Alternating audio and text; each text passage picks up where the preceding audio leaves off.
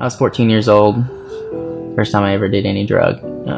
I stole a Valium from my grandfather. And I remember taking it, and I kind of knew what it was. I knew that it made my grandpa sleepy, and I vaguely understood that it was a drug, but I didn't know what to expect. I remember, and I loved it. I didn't know what was going on. There was a thrill to that I didn't remember what happened, and after I kind of came to, like, I don't know how to describe it. It was a rush. I'd been able to change myself. That's the way I looked at it.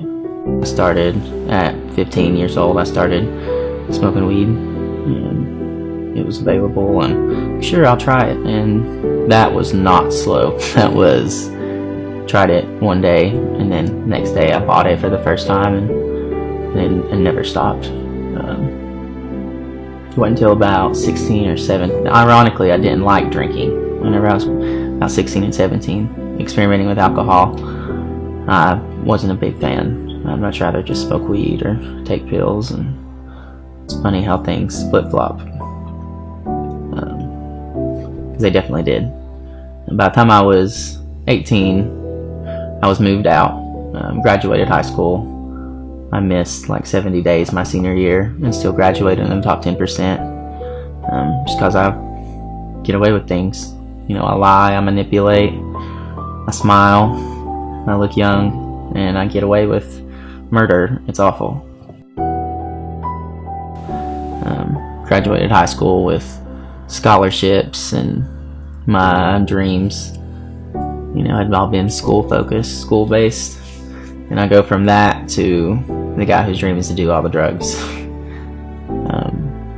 Things change quickly, then slowly. So when you're in addiction, you're in active addiction, things never last long. Relationship, apartments, vehicles, and later I found out life. But at this point, I was still denied that I had any kind of problem. I was a 21-year-old who loved to drink. I made good money, so I felt like that made it okay.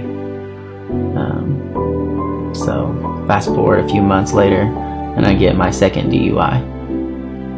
Again, very blessed that I didn't hurt myself, didn't hurt anyone else. But still, this was my first time that I kind of sat back and was like, okay, this isn't normal. Like, one DUI at 21, maybe. This is a problem. And that was the first time that I ever made a conscious effort to quit. I made it 11 days, and then right back to it. And it turned into a binge that lasted longer than 11 days. And then I really started doing pills again. It was almost like they started falling from the sky. Selfishness really is the root of this disease. You hear people talking about, you know, they get too messed up and they black out. I missed weeks. There's weeks at a time that are totally blacked out.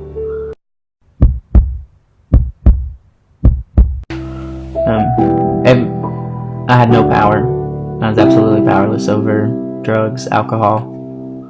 As soon as I started, I had no off switch. Put one in my body, and I was doing all of it.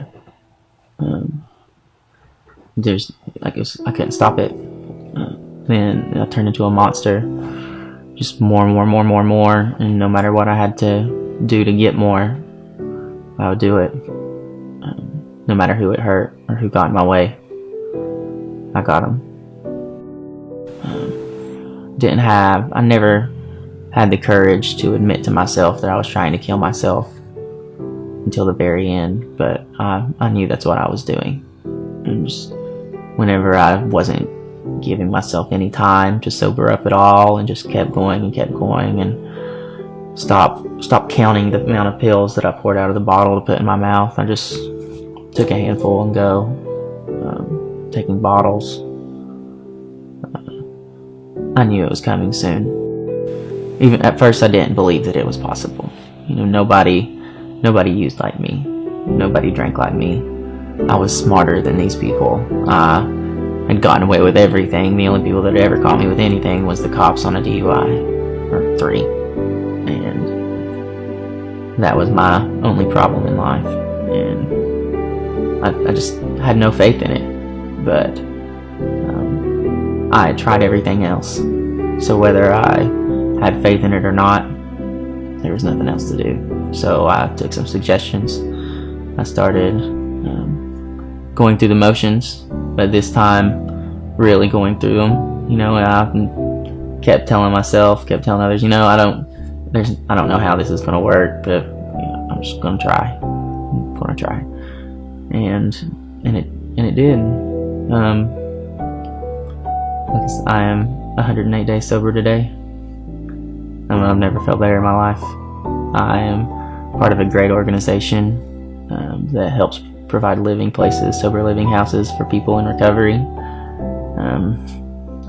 It's the 24th of May, and I'm sitting on this couch talking about being sober and staying sober and what life can look like and what you don't have to do. And if somebody had told me 3.5 months ago that this is what life's going to look like, I would have laughed in their face. But today I'm sober, and today I'm happy I'm sober, and I know I can, and tomorrow's looking pretty good too.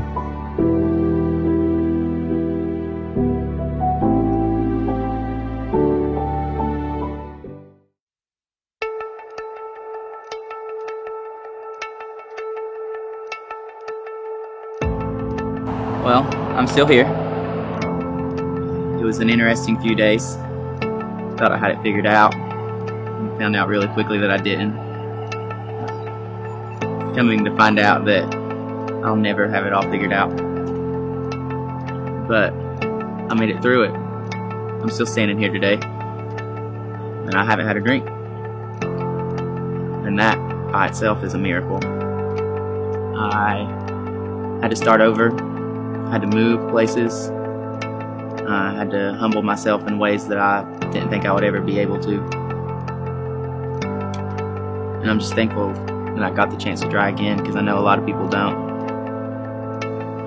It's an ongoing process. Living my life the best way I know I can. Working a program and trusting in something bigger than me, because me alone can't do it.